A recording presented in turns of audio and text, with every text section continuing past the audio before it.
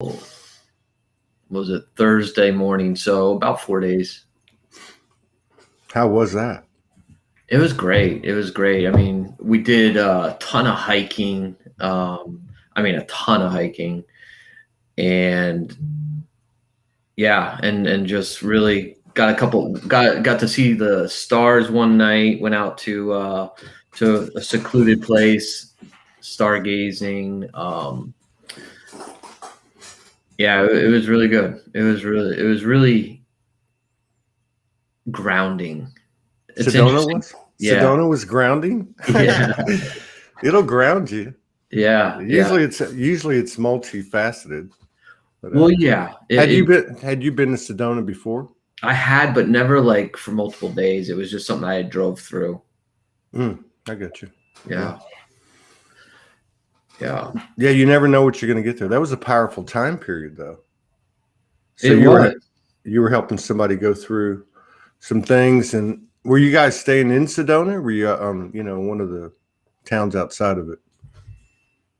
No, so we stayed right in Sedona, and I didn't know we were live. Sorry, bud. Oh, you want me to tag? You want me to tag you? Yeah, I'm just gonna share it to my group and to my page real quick. All right, that's cool. Sorry about that. No. I did say it, but I should have made sure you heard it. Sedona, yeah. Yeah. So Sedona was, it was incredible. It's an opportunity to really spend some time dealing with, some energies, right? It was pretty powerful too, because I was getting a lot of downloads, right? Getting a lot of work done. And I've been in this season of really becoming so much more grounded energetically in my life. And for me, that's really what it did. It brought a lot of grounding for me. And it was powerful. I highly, highly, highly, highly suggest that anyone that is spiritually minded, really anybody, but if you're spiritually minded, I feel like that's definitely a place that you have to visit on the bucket list, right? I think when you're up on some of those mountains and you're in the vortex, right? Or they're not really mountains, but the rocks. It's incredible. It's incredible. I'd say they're mountains. Yeah. I mean, they're not Mount Shasta, but I mean, they're pretty powerful. So did you have any like memorable moments where you just went, holy shit, or something came in or download or? Well, there was a few, right? There was a few, but just really being connected to my ability to accept myself unconditionally, right? I think that was powerful. And again, while I was there, I was working with someone. So I was helping that individual through a lot. So my focus and my energy mainly was on the other individual's issues and things that they were working through. So I was almost like more of a guide. And so it wasn't, necessarily as a main thing for me. What I realized actually is that that's what I want to do in my transformational life coaching business, is actually bring people to a place like that and help them work through things, do like 3-day, 5-day retreats, right? So I think I'm going to try to partner with some people to do some retreats in Sedona, because I think it's that powerful energetically for sure. Wow. Did you have like a letdown when you got back? Some people go to a place like that and, it's very activating, and then they get back home and they just kind of, they're on their back for a couple of days. I didn't, because I'm blessed to live in Southern California in San Diego, right? So I came right back to the ocean and into my mountains that I hike regularly and stuff like that. So I actually didn't have that letdown. So I'm glad I didn't, because you almost expect that at some level, right? So, a lot of people have been talking about the time period that I guess, went through the end of May, kind of like a climax to the previous, maybe even 2 or 3 months, but since the equinox, Right. and how there was just like a big, I don't want to, maybe cross the threshold, or you could feel the phase of it ending. Did you experience anything like that, or did you have a pretty level May and June? Actually, I would say that May and June were almost like I felt like I was in a block creativity, in my creativity. I was going through so many. I think transitioning through so much that I was absolutely feeling the effects of the energy and the things that were going on. I think we were in retrograde, right? And so as well, and it was just for me. I literally just over the last week and a half have stepped into this like creative funnel that I am like in super creative mode, and I couldn't get there in May and June for the most part. It was really difficult for me. And so I actually stepped away from creating content and things Mm-hmm. on social media platforms because I was doing so much inner work. That's what I was going to say. There's a lot of people that are in solitude, isolating, and that's the one, I guess, probably one of the main 2 or 3 points or things that you hear people, when they're talking about that time period, is a lot of stuff just with yourself. I mean, Yeah. just stuff coming up right and left, almost like it was. And I've said this before, but this one, I guess it always takes on a more expanded meaning as time goes on in the ascension. But that's just like clearing everything, preparing for the next download, the next collective download. And it feels like the energy is different. Yeah. There seems to be some continuity in the, in the playground that we play on. There seems to be more of that when I look around on the net, other platforms. It seems like, they're talking about woke in the mainstream media, but it seems like awakened, that frequency, the frequency we've been in, not saying that we're any different, but just it seems like it's gaining more traction. It does. It does. It's interesting. And I think that a lot of us are being catapulted. I felt a really huge energetic shift over the last, I'd say, week and a half, 2 weeks, right? So I've been stepping back into my light language, like stepping back into my spiritual gifts, really operating in my spiritual gifts over the last 2 weeks, so much more than I had been previously. And it's really, I felt the huge shift. So what do you, yeah, just give me an idea. So what do you mean by, I guess you're saying like embodying and actualizing your spiritual gifts, like applying your spiritual gifts. I mean, what does that look like? What does that feel like?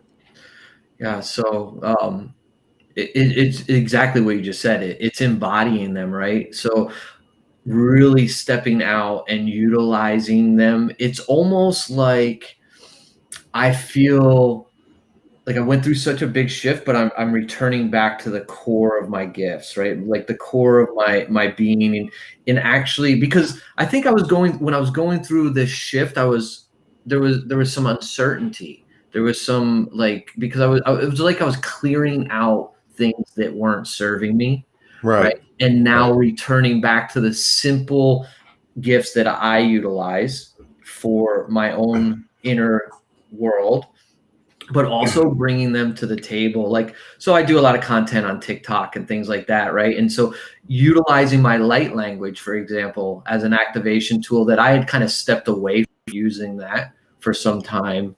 So what do you do on TikTok? Do you do a lot of light language on TikTok? Yeah, so I do a lot of like live readings, a lot of I've got like 16,000 followers on TikTok. Yeah. So I do a lot of card reading, a lot of energy healing is really what I do. Yeah. A lot of light language activation, things like that. So on TikTok, you've done light language activations? Yeah. Oh yeah. So how does, I mean, you've probably been on there a while. You've got quite a few followers too. And I know it sounds like you do a lot of videos. What have you been able to tell, like what's the difference in the response if there's any, between like when you're doing a reading, a show like that versus doing light language activation? How do people respond to it? They love it. They love it because they get to experience it, right? It's a vibration. Yeah. Right? So it literally is something that, when we speak a vibration. And my belief is that when we speak a light language, or the ancient word is otherwise known as tongues, right? There's multiple words, but when we speak it, it holds a different vibration, to my understanding and what I believe. And so I have the gift of where I can speak it, and then I can actually interpret what was spoken, right? So they get the vibration of the language and then the meaning of the English, which is really powerful for a lot of people. So we're going to have to do that. Absolutely. Okay, cool. I want to ask you a couple more things about the TikTok thing. Yeah, of course. So TikTok, I think the foundation of TikTok, I'd have to say, as an audience, right, was the younger people, right? It was, and a lot of those folks use FaceTime. I'm not really that familiar. I should know. I have 6 kids, but almost like they don't use Facebook. They don't, it's a whole different highway, on the net. But I know it's grown a lot, and I know a lot of people my age, your age, all ages that are using it. And I've went through it like maybe on 3 occasions for an hour. It's almost like addicting. Once you get past the.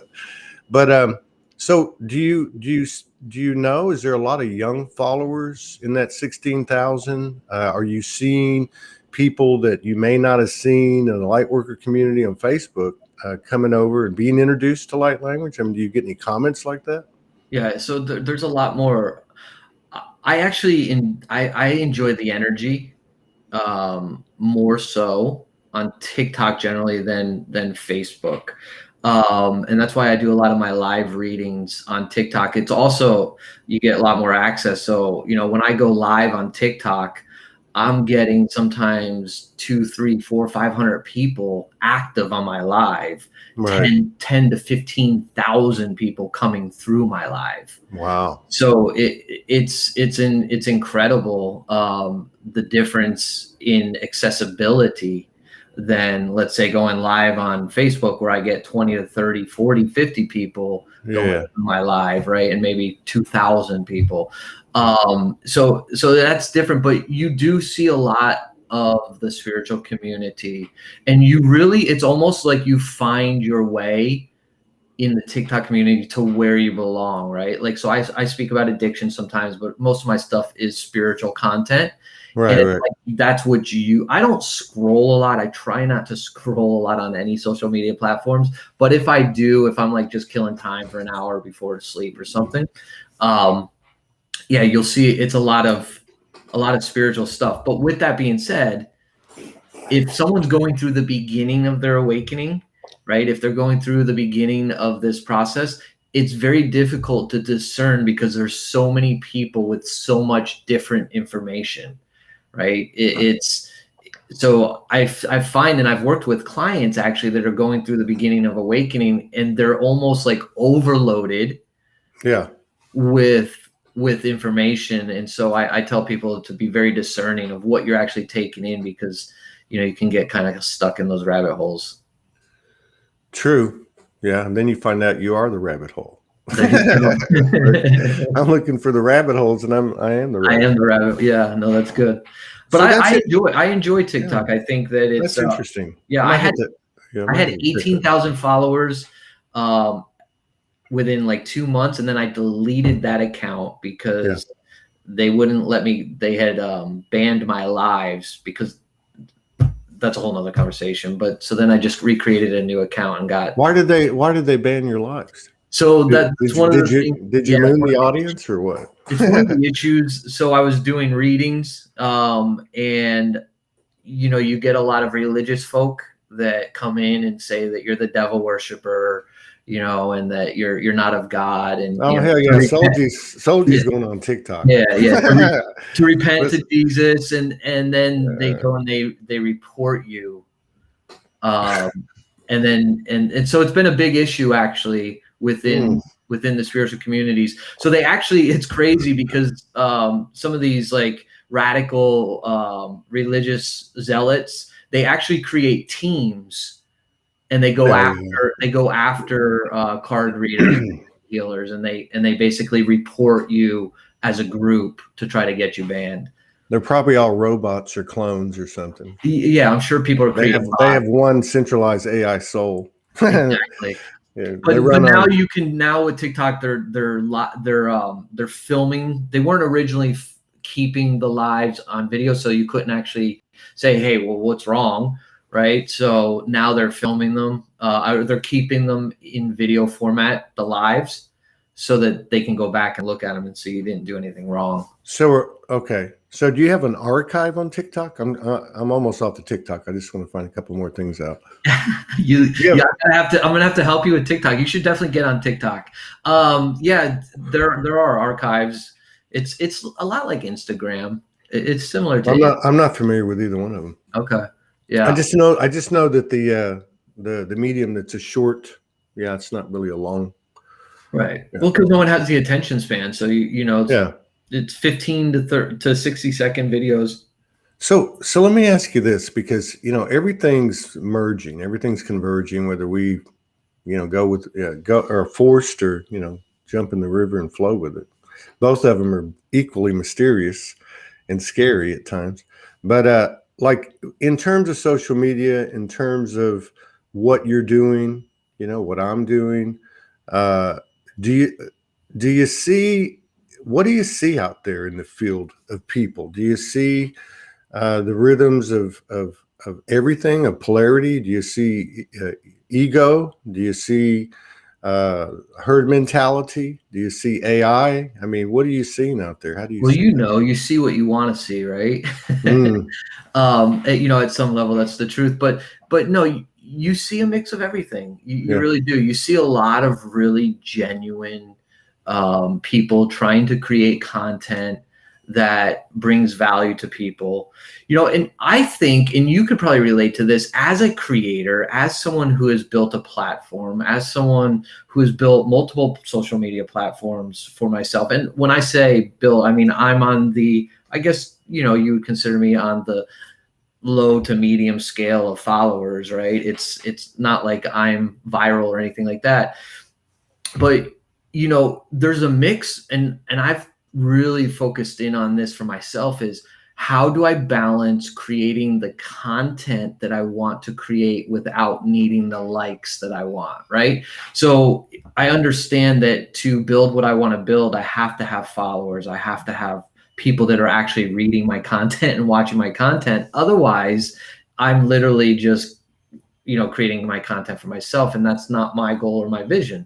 So I'm always constantly bringing balance. And I think you see that in people's content, right? Like, are they creating from the sense of experience and truth? And the problem we have is that the people that have a lot of followers or that have gone viral, now they all of a sudden have, what's the word I'm looking for? It's almost like whatever they say is true, right? Because they have a lot of followers. So you really just have to discern, I think, through a lot of that, and really find what resonates, right? Yeah, and I think too that's a really good point, because I check a lot of different platforms out, even beyond, in all different types of platforms, all different genres, I guess, and I have seen a change in the last few months, even on, let's say, more, I want to say more mainstream, but where they don't address the topics directly, like the things that we talk about. Not that that's better or worse. Right. But what I have noticed is that there has been almost like a voice of sovereignty coming out.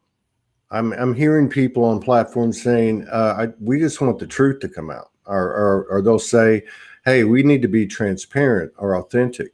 And that's kind of encouraging. So I think, the nice thing about the internet is that we are basically projecting ourselves. Right. And there's something to be said about the transparency, the authenticity, the rawness, the realness, of somebody putting, or some bodies putting out an expression on social media, on the internet, the highest physical manifestation of the ethers. So there's almost like a responsibility. If it's a reflection of your soul, then, you know, as we are becoming responsible, conscious co-creators and being those gods and goddesses in the flesh, it's almost like it is the originator, the initiator, is sending out into the quantum field a very powerful frequency, especially to your point, for people that, I mean, if you have a community of 10,000 people, that's a lot of people. And there's 8 billion people in the world. So there's a lot of influence there. I mean, people have talked about that I've talked to over the years. And I know I went through the same thing many, many times, thinking, should I have put that post out or done that video or done that show, or too many F-bombs, or, just different things like that. Does that ever go through your head? Do you ever, is that like something that you're pretty conscious of? Yeah, it's something that I'm trying to get better at too, but because we have our stream of influence, right? And you want to, at the end of the day, you're really catering at some level to your audience, because the content you're creating is for your audience, right? It really ultimately, it is very, for me, because I write a lot about my addiction and depression, and I write a lot about that stuff and I create a lot of that, but it ultimately is to inspire other people, right? It's to motivate other people. So my content is based on that. And so I find myself sometimes wanting to express something, maybe, I don't know, politically, or, something about the vaccines, but I hold back a lot of times because I feel like my bigger message is to inspire people to live life to the fullest, to live life from their higher self, to live life from the expression of vulnerability and authenticity. So I do find myself holding back from some of the topics that I may want to discuss, just simply because I don't want to create that. You don't want to distract your audience, right? Correct. There's no reason for me to, because they're going to get that stuff enough. Everywhere else. Do you feel like that? Because this is kind of what I was talking about. Do you feel like that your choice in what you're putting out there is actually kind of a reflection of the way you're conducting yourself? I mean, I bet you that you probably don't get distracted. You probably think about it. You probably like look at an article and it's political, or, this or that. I do it with, all these, well, I won't get into it, but, things that'll pull you off 0 point. Yeah. But I would imagine that that's a reflection of the way that you're, navigating this thing.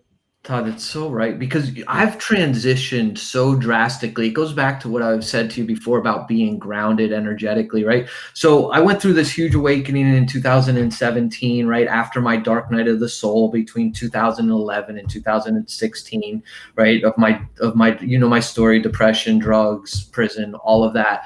And then in 2017, I went through this amazing awakening. And between 2017 and 2019, I was kind of stuck in, I would say, like, my own shadow work. So I was focused on the conspiracy theories, and and not saying that they're necessarily theories, right? I'm just saying I was focused energetically on all of that, because I feel at some level it was about my own inner world, my own inner shadows, right? Being manifested in what I was looking into. And I'm not saying that that's necessarily bad, but I've transitioned over the last 2 years to my focus now is very far from the political scene. It's very far from like the corruption of the world and the evil of the world and the dark of the world. Because at the end of the day, what I've realized is that if I focus on me being the best version of me, living at a vibration that is full of gratitude and love and appreciation. Now, it's not false positivity, right? I recognize that there are still things in the world, but I'm so focused on being full of happiness and joy and an inner world that, to me, is something that I want to go after every day. So I don't occupy my time with reading those articles. I don't watch the news. I literally don't have cable. What's the best? And it's the best contribution you can make to the collective, because you're making you're seeking to make the best contribution to yourself. And it's a cool math, because the more as the days go by, it becomes easier just to be ourselves ultimately. Well, and I was faced recently with the decision. Someone wanted me to get involved in a podcast that was going to talk about the world, the current world situations, right? We were going to address constantly the political arena. And as much as I could sit and talk about those topics, for me, it just doesn't feed my soul at this point in my life. Not to say I won't get involved in politics 10 years from now or 20 years from now, who knows? But right now in my life, it just doesn't serve my audience. It doesn't serve me. And so I've had to decide not to go that route. And so like why, it's almost like, why even bring it up? Because if to me, the only reason to really talk about it would be on a personal level. What if, the government or whatever it is, the big bad wolf comes in and says, Todd, you have to take this jab, or you have to abide by this, or you have to get a tattoo, whatever, a chip, or whatever the case is. Or you're going to go, be incarcerated or worse or whatever. But the whole thing about that is, why even talk about it? Because we're developing and creating an experience that's, as cliche as it sounds, based on the present moment, based on being present. Yeah. So why even talk about anything that's not present? That's like talking about the past or the trauma or our past successes or failures. It doesn't matter. Right. Right. So, I don't really see a point, but there's got to be a convergence of everything. But I think a lot of this is happening organically if we don't bring things into the conversation, so to speak. They're not even here right now. You know what I mean? Right. And it's not for me. It's not empowering. What's empowering for me is recognizing that I am the master of my emotional response, right? I am the one that gets to co-create my reality. So if I focus on becoming the best version of myself, operating from a place that I want to operate from and what I want to create. So I'm so laser focused in on what I want to create for my life, what I want to create for my audience, what I want to do, that I literally don't have the energy space to engage in that stuff, because it, to me, just doesn't serve me. And it's interesting, ever since I've really kind of walked away from putting political posts up on my page and from doing all of that, I've got a lot more accomplished. Yeah. No, it's the focus is you, right? And then it becomes, wow. And what's my purpose? Because that's pretty much a part of most people. I mean, I hear people say, I don't know what my purpose is, but most people alter, their lives alter. They might go from an 8 to 5 and they become an artist or just different things. But I mean, and then from there, it's just you and those closest to you and your passion.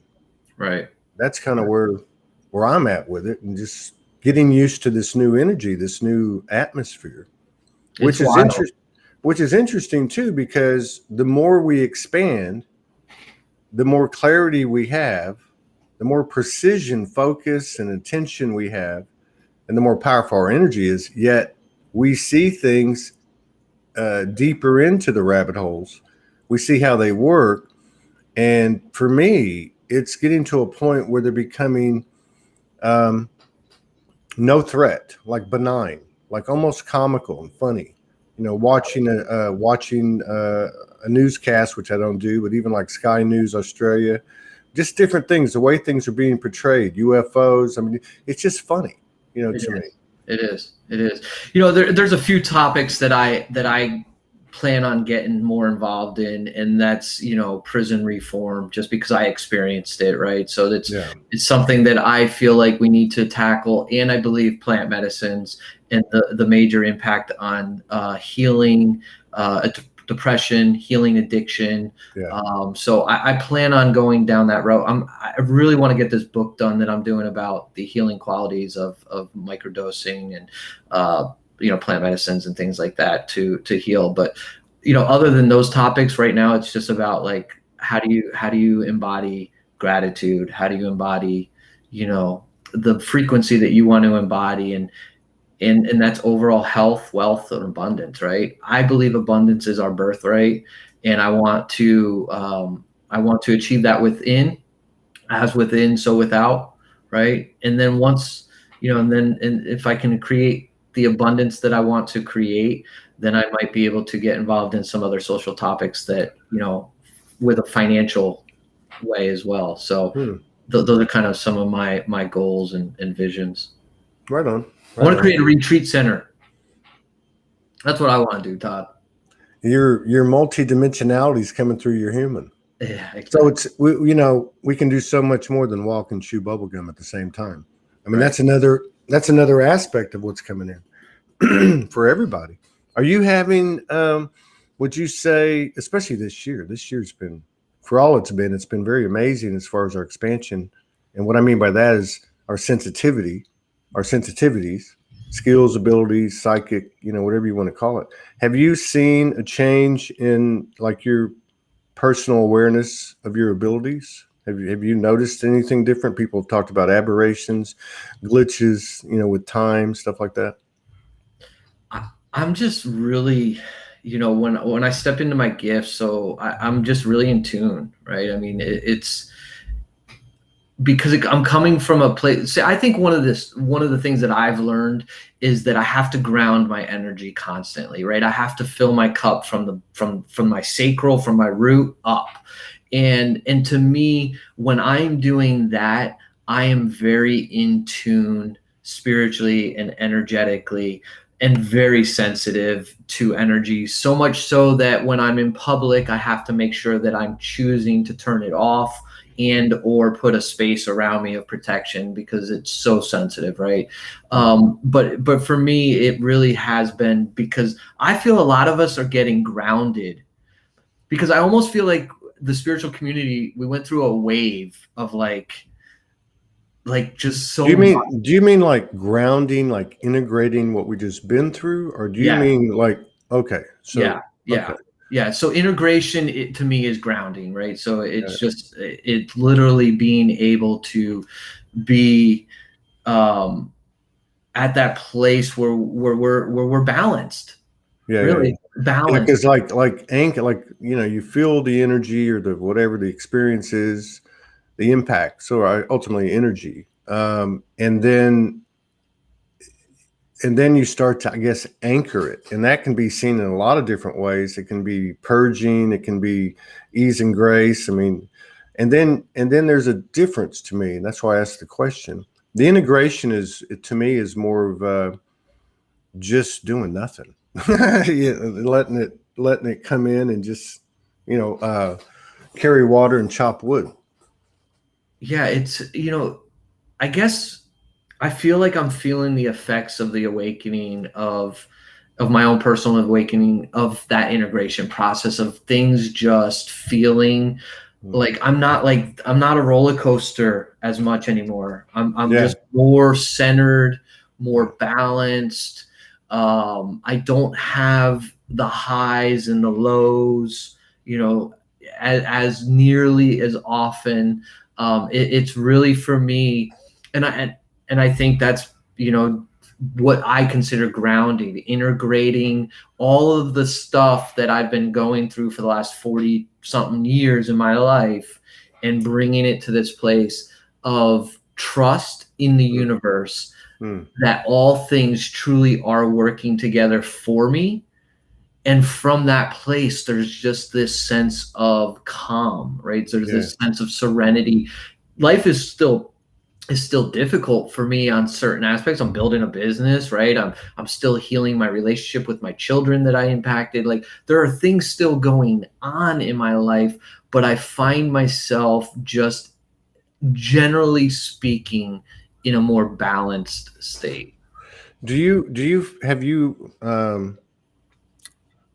when's the last time that you found a significant unconscious program? And let me just kind of ask another question with it. How often is that happening? Or is that happening? And does it come find you, or do you have to go find it? Unconscious programming. Well, so I think because I do the work that I do as a transformational life coach and the programs that I do for people, I see it in other people. So it brings awareness to me, right? So if I see, generally speaking, when I'm working with other people, I'm seeing things that are being illuminated for me as well. I always tell people that the work that I do is probably somewhat more healing for me sometimes than it is for my clients. And I don't mean that really, but it's almost like I'm seeing the remnants of things show up in people's lives that I'm working with, almost like some things that I've already worked through, right? So I see a lot of that, but you know, I don't want to sound like there are things. I have a coach, right? I have someone that helps me through some of those blind spots because I think we all have them. Yeah, of course we do. How do you how do you find them, or do they find you? So I believe microdosing is one of the most profound ways to deal with them, and that's just my personal. And I believe the science is there as well. I believe it's an ancient spiritual practice on top of that was taken away from colonization and the Western world. So I think that that's a huge part of it personally. Yeah, I mean, there's no question that there's a significant percentage of people in these communities that had at least an experience. But and for me, like there's my relationships with plant medicine and really pretty much everything else really is over, but it was very beneficial to me. But I think from the very beginning, except maybe like the first couple of times when I was a kid, there was always this innate understanding that I was sitting down with another consciousness, so there was this understanding that I guess it was like a merge. Like Mm-hmm. I knew that there were things that were going to be offered to me, that I would be able to explore. And Yeah. I think, it's just, I feel like it's something that people should know. It's not like a recreational thing. That's a totally different energy. This is it's a ceremony. It's a ritual with intent, and it can be very powerful if you're in the right frame of mind. Yeah. I believe every human being should do a 30-day protocol of microdosing. Now, tell me about Psilocybin. psilocybin. Okay, tell me about the microdosing. How much would you take in a day? So a psilocybin, a microdose is 0.05 grams. So you go it can be anywhere from 0.05 to 0.2, but really you want to stay at 0.05 to 0.1 per day. Per day, and you do a couple days on, couple days off. Okay. Type of so situation. That's really minuscule. It's literally like taking a vitamin. You don't feel it. You don't feel it. You don't sense it. You may feel it depending on, but what it does is it just brings, what it does for the brain is it absolutely, I mean, the science is incredible for the neural pathway connections and the healing of they're showing signs that it's beneficial for people before the ontake of dementia and things. It's the science is yeah, it's coming out a lot. I saw an article on it today. I think it was Canada, and it was MDMA and something else. I want to say it was ketamine. I was going to ask you. Okay. Okay. So now, in terms of, yeah, because I think what happens is with plant medicine is that it kind of reactivates the primary original neural pathway. So it's like memories and experiences where things are presented in, it's, let's say, an energetic level, although there's visuals and there's certainly other sensations that is kind of part of that original neural pathway. I mean, we have all these ones from the conditioning and programming that broke through, and some became very wide highways in our circuitry and such. Yeah, that's very fascinating, and that's a good subject. I've seen a lot more podcasts and conversations when I've been looking around over the last 6 months, more than you had. So it's becoming more of a mainstream thing, an accepted thing. So tell us about this light language, because not everybody that does light language can tell you what it is. Right. And you're saying that you can. How long have you been doing it? What's the story behind it? Sure. So I've been doing it for over 20 years. It first started when I was 21 years old in my experiences within evangelical Christianity. So I had a moment in time where I was in a worship service, and literally I had a bubbling up in my stomach, like an energy, and it just was telling me to speak. And when I began to speak, it was a language that I had never heard. Now, were you Pentecostal? I mean, kind of. But it was something that had occurred in the church that you went to. Like correct. you have witnessed it before it happened to you.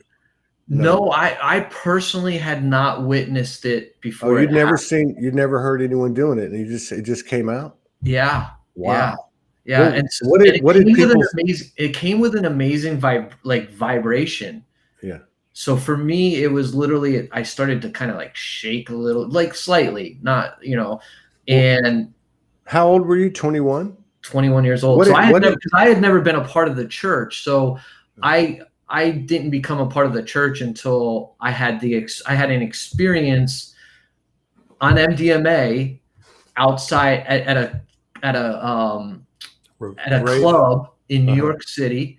I had an experience so I didn't believe in God. I was 21, 22 years old. I didn't believe in God at all. Yeah. I actually told my parents, because I was raised Catholic, and I had this profound experience one night after a club in a hotel with my girlfriend, where the room filled with this presence that I had never experienced in my life. And I just knew in that moment that there was a God.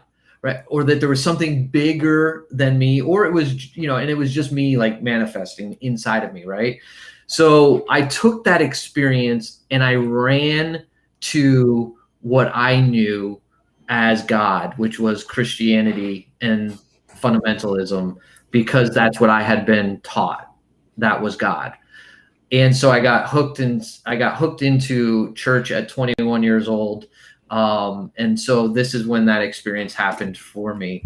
And yeah, it just basically bubbled out, and then out afterwards, the English language came right afterwards. Wow. So from the very beginning, it's been that way. You've been able to say it and then you speak it. Correct. Okay. Very cool, man. This is cool. Yeah. So let's go ahead and you want to do one? Now, do you plug in with intention, or you just open up as a conduit? I just open up. It's a way to open up as a conduit. I mean, I definitely, it's it's more of like a conduit. Cool. Put me on the spot here. Yeah. Well, I'm curious just to see. Yeah. So do you want me? A lot of people have come on here and done light language, and I respect everybody's expressions. But like I said, I'd say probably of the ones I've seen, they're probably a third, maybe, if that actually said, okay, this is what was said. But there's a lot of different styles and ways people do. You'll hear mine. Mine has a very native sound to it, almost like a native, ancient, like tribal sound to it. So it's pretty interesting. I usually avoid it on like Facebook and stuff, because that's where like all my friends and families from when I was, that's Yeah, where. you might as well come out, man. It's all about Yeah. No, transparency. I've come out. It's all good. It's in my meditations and stuff like that I do. So I can go ahead and, you want me to just do like a general thing for everybody in the room? Whatever you want to do, whatever comes through. That's what I was Right. saying. Do you have to like Yeah, I'm going to set an intention for like a channeled message. All right, cool. All right. Let me turn my mic off. All right.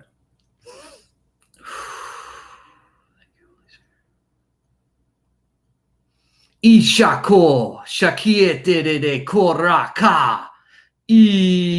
Shakiandala korakiete irota nititi shika ku.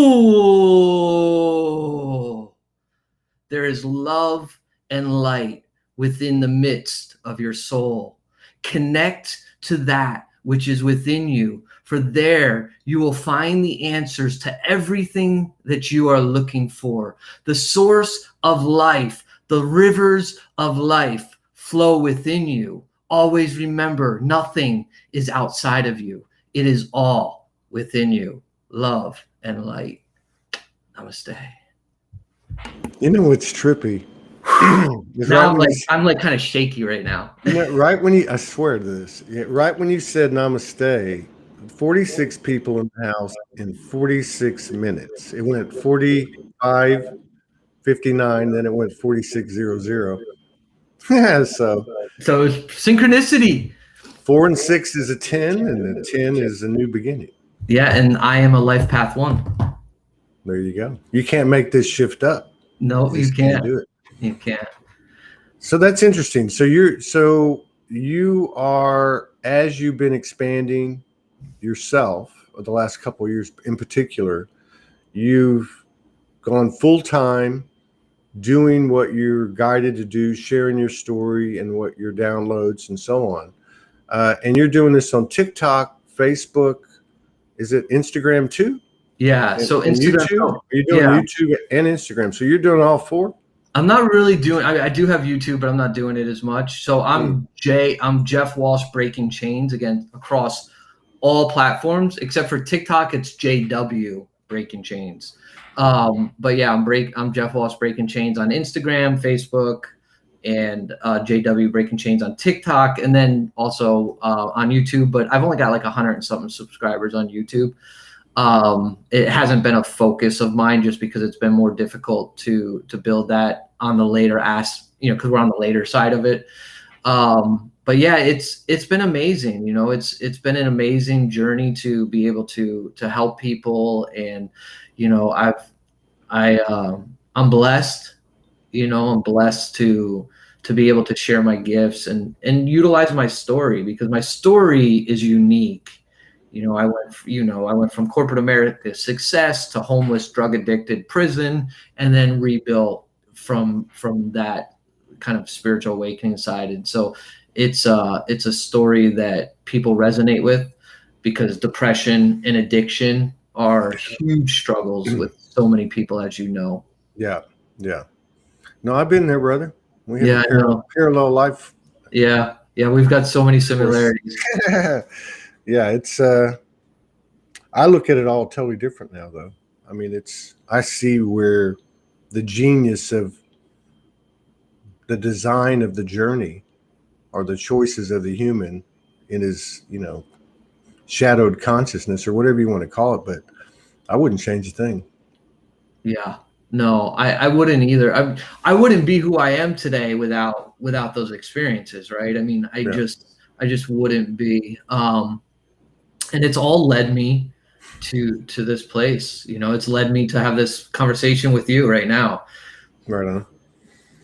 Our I think got a little bromance going on. Joseph Delaney with you. He's the Soulogy comic. Perhaps you could do some light language, Todd, to encourage Jeff further. Not today. Not today. Hell, I don't even know how I'm doing this. This is over 2 weeks now. Just since Morgan's been in Australia trying to find a rhythm. So I'm finding going to bed at 6, 7, 7:30 in the morning, sleep till maybe 11 or 12, and then get up and do shows, and then take a nap, and then get up and work and talk to her. Yeah. Yeah. So it's How long is she in there? How long is she there for? I don't know. Half Really? half the country's in lockdown. Oh, they are in lockdown? Yeah, I didn't know that. See, I told you I don't watch the news. Well, I just happened to see it this morning, and I'm keeping tabs on it. Is it from a I like variant? to keep tabs. I like to keep tabs on what's going on, what's being said. Yeah, no, definitely. Not to be, I use it as a, kind of an impetus to look for what's behind it. Like Right. because not like what's somebody trying to do to me, or to us, but more like, what's that energy? Well, what's it look like? What's it doing? Is it effective? Is it not? What's happening? But yeah, it's pretty interesting over there. It really is. Is it a variant? Is that what they're locked Who down? knows? I mean, what they're saying, and what it is, it's who knows. But you're talking about. I mean, it's such a big can of worms. But look at what happened in England. 2 million people this weekend in Hyde Park. I think at some point Australia is gonna have a groundswell of sovereignty, just like they tried to lock down Great Britain, and everybody went out the next day and did their normal thing, and the cops stood there. They couldn't do a thing. So sovereignty is coming up, I think, in everybody. Yeah, like definitely. in everybody, everywhere you go. I went down to a restaurant or to the grocery store. There was 2 people sitting there talking. Oh, I'm in Arkansas, so they probably were my age, Right. mid-50s, maybe 60, and just hometown people. It was a man and a woman. They didn't know each other. They were just being nice and talking. And the short of it was that they were talking about the circumstances around COVID and all the the byproducts of it in their daily life, and they were just saying, you know what? This doesn't make any sense anymore. Something's not right. You know what I mean?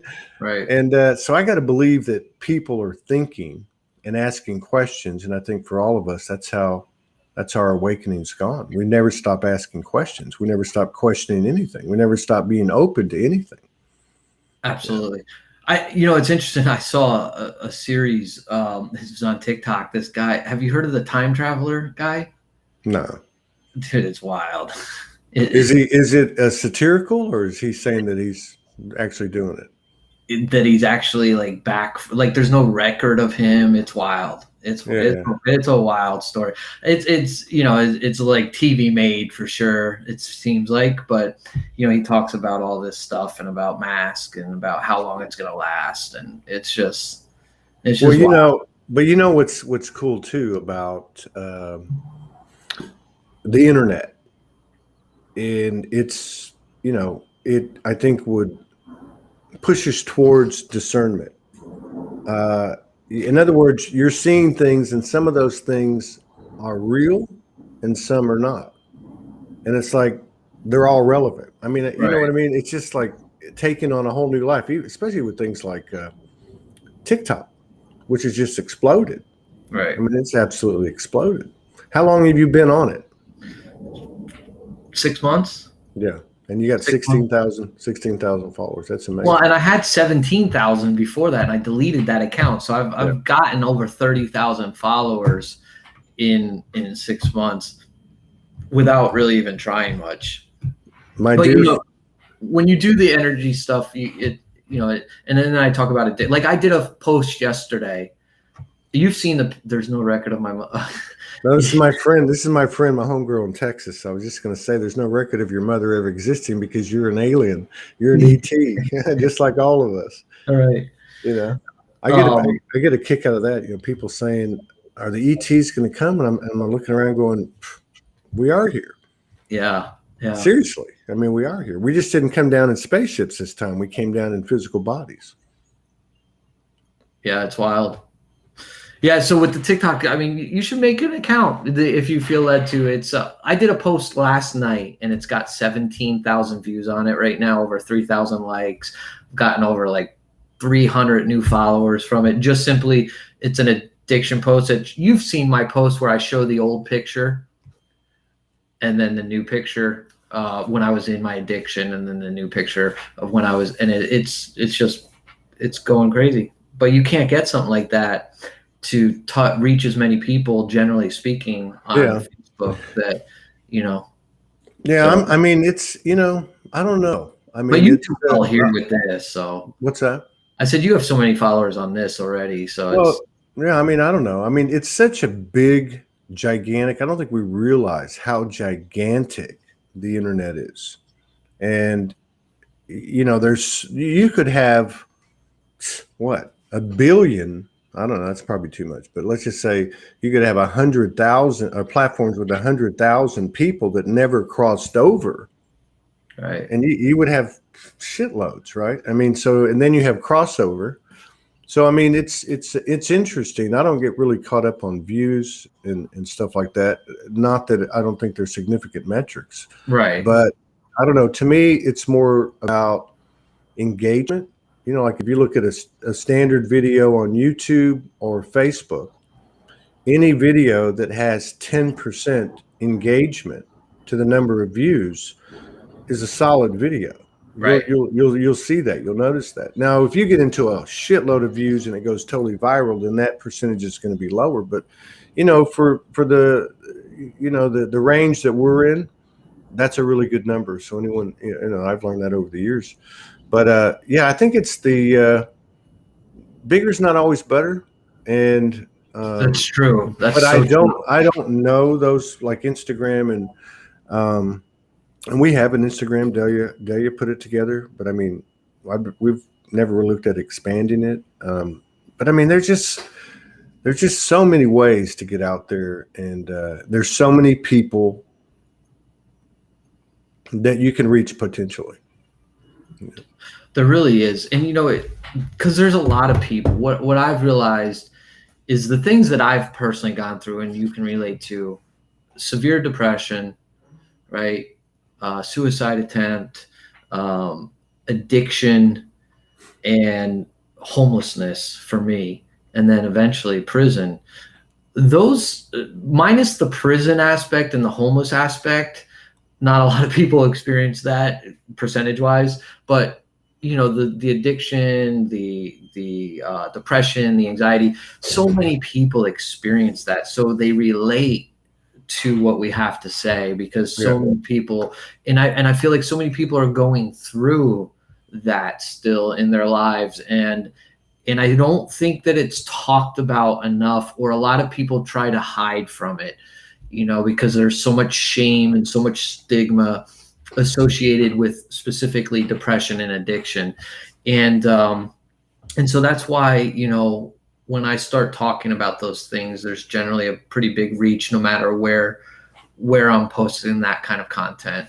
Now, when I do my readings and stuff like that, that's a little bit more niche, and some people think I'm out of my whacker or I'm crazy, like.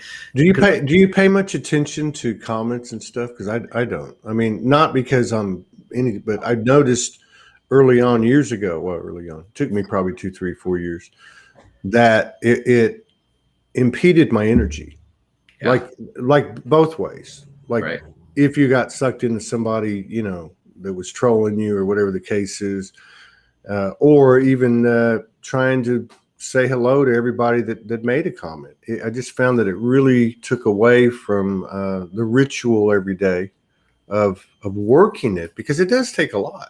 Yeah, it takes a lot of coordination and routine to through your highs and lows, to keep pushing all the buttons and keep putting it out there. I mean, it sounds like you do this full time, right? I do. Yeah. And, I think it's important to interact with your community when you can, right? I think, so even if it's just a heart, and this is just my view, right? So, because again, it's all about the community. It's about the community that I'm building. Everything I do is to either inspire, motivate, or to impact their lives, right? I do get value from it myself, because it's very therapeutic when I'm writing about my my struggles in my past or my current struggles or whatever it is. It's also therapeutic for me. But for the most part, I'm putting it out there for people to be able to find strength or to resonate. And so when they make comments that are uplifting, I do try, and I don't always, but I do try to at least like it, right? Yeah. And then I do stay away from the trolls now, or I'll just sarcastically answer them back. But I do avoid. Yeah, that was an addiction that was very hard to let go of. Yeah, it probably took me 5 years, but I it was think it's definitely I something think I it's spent much time in. yeah, but I think it's part of the learning process, and I think that's another thing that's contributing to, let's say, the physicalization of this new Earth energy or 5D or whatever you want to call it, is that we have, learned to, in a better way to where we put our energy, including in these little seemingly unimportant things. But this is all energy. Every Yeah, time you put a heart on somebody's comment, that's energy. And this is quantum. So it looks like you're just pushing a button on your phone or your computer, but you're actually sending energy out there, pure intention. And there's more and more and more of that as people are, feeling more comfortable in their own skin, regardless of the energetics highs and lows and the differences in the way we experience this whole thing. But there's no question 2021 has been absolutely like nothing else. And I got to believe that the second half of it, which is what, 2 days away, yeah, it's gonna blow it away. yeah. But by even this summer, I think is going to be extremely expansive in so many ways. And the other important thing on the social media platform stuff is to make sure that we use the social media. We don't allow it to use us, right? I love that saying. Like, utilize social media. Don't allow it to utilize you. I tell people, make sure you're tracking your time. Like, if you're spending hours a day scrolling on TikTok because people do, and that's not serving you. And that's because I did that when I was really starting off. I really leaked my energy a lot, right? What you were saying, I leaked my energy so much. I got involved in conversations that I wasn't going to change the other person's view, and they might have been right anyways, and I was probably the one that was wrong, right? So there was so much loss of energy. It's so amazing how, and you brought up a fantastic point, everything is energy. So it's so amazing how much energy we leak without really recognizing it. And now that I'm really owning my power and understanding where my energy goes is really, really powerful. And I don't say that in a boastful way. It's just the facts. My energy is the greatest asset on earth, as is yours, as is everyone else's. So when I'm giving you my energy, when I'm giving you my time, when I'm giving you my space, that is very powerful. Mm-hmm. And so I'm very cautious in how I utilize that now and who I give that to, because it's either being drained, sucked from me. Yeah. Right. Or there's a reciprocal. Well, in either way, it's on you. Yeah, right. I mean, it's absolutely. On us. 100%. 100%. But I saw a post yesterday, and the post was about what you're talking about, and they were using the example of money or finances, money, which I was like, but it actually made sense, like in terms of taking care of money, respecting money. Not everybody has the same kind of thing with that, but and that was conserving your energy, and it was a lot like what you're talking about. But at the end of the day, it's my choice, and that's really where the agreement is made. And I think that's another thing that's starting to happen for us in 2021 when we have exchanges and interactions, and they're not comfortable to us. The results, we're not quickly pointing the finger at somebody or something outside of us and saying, hey, you didn't do whatever, because really we made that choice.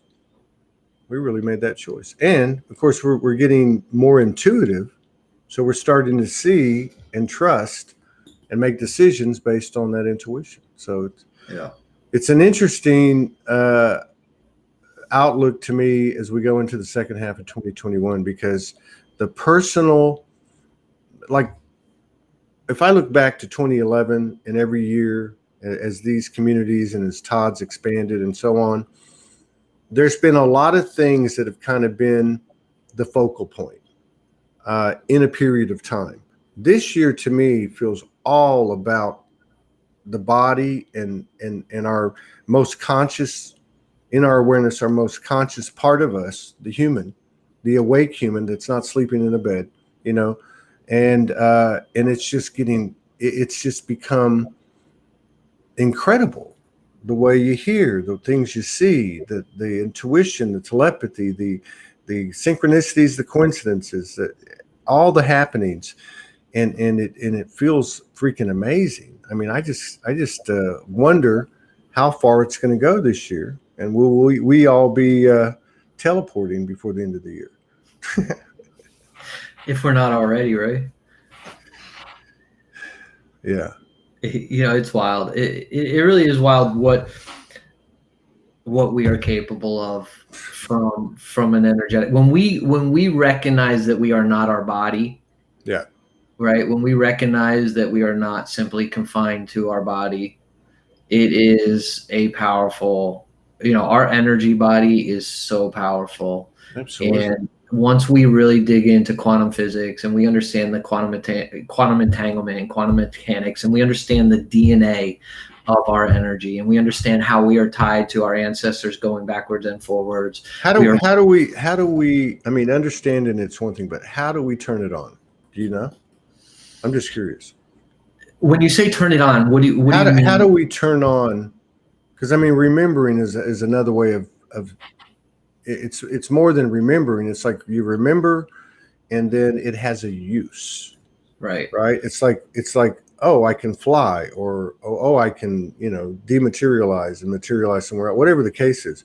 But I mean, like, how do people talk about unlocking DNA and realigning DNA and original blueprint, stuff like that. Do you know? I mean, there's many ways up the mountain, so to speak, but do you know how do we turn that stuff on?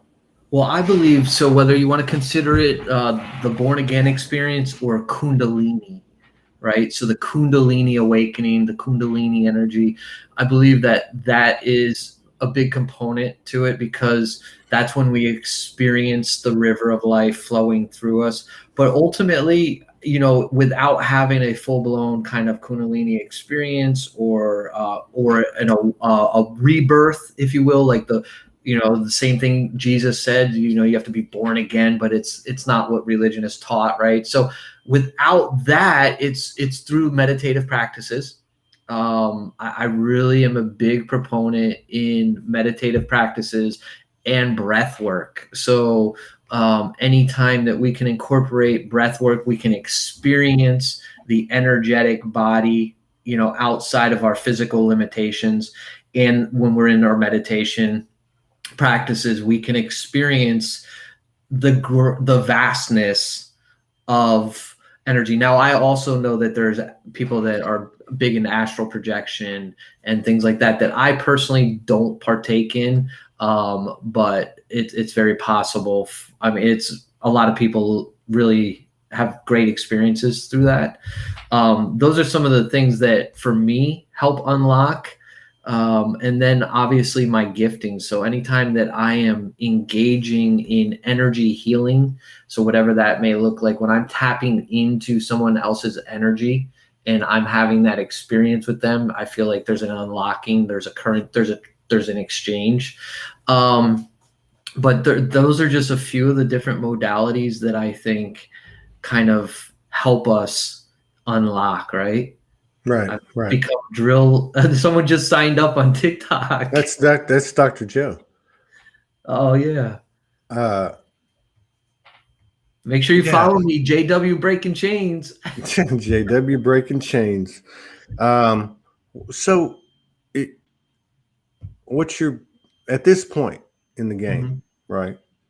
On this ascension timeline, and I mean that with for all of us with the greatest respect. I mean, we are doing this, and sometimes we're doing this. Absolutely. But what's your biggest fears right now? Like, I mean, my biggest fear, and I think it'll always be my biggest fear, is God forbid, you're talking from an ascension or just my biggest fear? no, I'm just saying, like, if somebody asked me that question, I'd say, yeah, at the end of the day, I'm not really afraid of anything, but if I had to be, if If you I had to, force me, yeah, if you force me to pick A, B, C, D, I've never really thought about it. That question just popped in my head, but I'm sure it would involve maybe I would think Morgan, well, and not in a mine's my sense of, children. Mine's my children. okay, so like children, my children would be there, but I don't know. There's also a part of me that, I mean, I've had a lot of people that I've known both close to me and not over the last 10 years of my awakening transition. And I think a lot of us have. And my whole outlook has seemed to change as I've changed. There's something going on with our emotions, I guess is what we'd call it. Feeling, sensitivity that seems to be almost like insensitive, but you have more, you're closer to unconditional love, or you have more compassion. I don't know how to explain it. Yeah. No, I agree. I think, when you step into that state that I was talking about earlier, that state of balance, that state of trust and peace, it is almost like, it's almost like you're so safe in that it's weird for people. Yeah. Right. They're like, well, that's not normal. Right. And it's like, no, but you don't understand. Like, I'm really getting to the place where I don't need things outside of myself to be like, to be happy or satisfied. Right. Like, I can do with you or without you. I can do with it or without it. And for me, that comes from being with and being without in life. So I've been homeless, and I've also been, what would be considered above the top 2% of the country, making multiple six figures at one time in my life. So, it's like I've learned.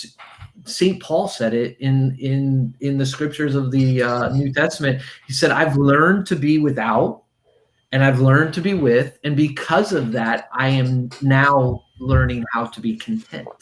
Right? Yeah. I'm content, and so that's it. But for me, the biggest fear is God forbid something happening ever to my children. I mean, that I think that's any parent that has young children. I think that is probably up there in the top. I know that death doesn't exist in the sense of what we've thought it to be. I've seen too many things and experienced too many things. I've seen people come. We could get into it, right? I've seen manifestations of people that have passed, like my grandfather, and it's. Hey, this is the norm with most of the people here. Right. Well, I think we might be living parallel lives. We might, we're definitely living some sort of parallel life, I think, at some level. I'm not sure how that looks, but I don't think it matters anymore. I just think now all that matters to me is, how do I get up every day and be grateful? Yeah. That's it. That's what life is about, right? That's what we came here to do. We came here to live. Yeah. We came here to live and to have the human experience. Yeah. If you don't, if it gets too complicated, you can always just say the whole chase, the mission, right, is the mission is the prize. Yes. It is the purpose. It is the meaning. So, we can, and I know this is going to sound a little bit strange, most likely to a lot of people, but for someone like you or me, someone that's been in the type of energetics of being homeless and sleeping, being homeless, period, right, day in, day out for an extended period of time, you can always find the life in you. And I'm talking about, I know your time there, my time there, and people have had it far worse than you and me. Certainly me. I know that. And that is even in those dark moments, even in those moments when you were curled up in a fetal position, there was still something about being there. I don't know how it was for you, where I could find life, where I could find myself. You know, was it that way for you, or was it just dark the whole time? Well, my problem was I was high all the time, literally every day. So, it's difficult but it's interesting because even while I was getting high, I was still experiencing this life, right? It was just different. Yeah, I mean, I'm still here. So what that says is that in those moments, I still found hope. Yeah. Right. So the fact that I'm at where I'm at, and the fact that you're at where you're at, and that we're experiencing the life that we are today shows that the times that I was sleeping on a park bench, or the times that I was sleeping in the back of a U-Haul van, or the times that I didn't think, I still held on to a sense of hope. I just created a post actually 2 or 3 days ago, and it was basically like telling my children that it was their faces and their voices that gave me the strength to fight another day, right? It was almost like they were the hope that I hung on to, that I had to continue to fight. I had to continue to fight. And, I say that they were the ones that saved my life without even fully knowing that they saved my life. Yeah. Powerful stuff. Yeah. Right on, man. Well, hope to run into you on the road. Yeah, absolutely. On the land this year. We'll see how that goes. You traveling again this year or what? I would imagine so. I think for right now, it's already July. I don't know how it is. How long were you in Sedona? I was there from the 12th through about the 5th of June. Okay. Oh, so you left the day I got there, basically, probably. I left, I want to say it was a Monday. The 6th. Monday. Yeah, it was the 6th. It was a Monday. Yeah, and I got jettisoned out of there. It was great. But I had like the night before and the next morning, I didn't even know I was leaving. I kind of knew it when I woke up. I'm like, I'm going. But there was a lot of purging. There was just a bunch of stuff. Franco and Kimberly were staying with me.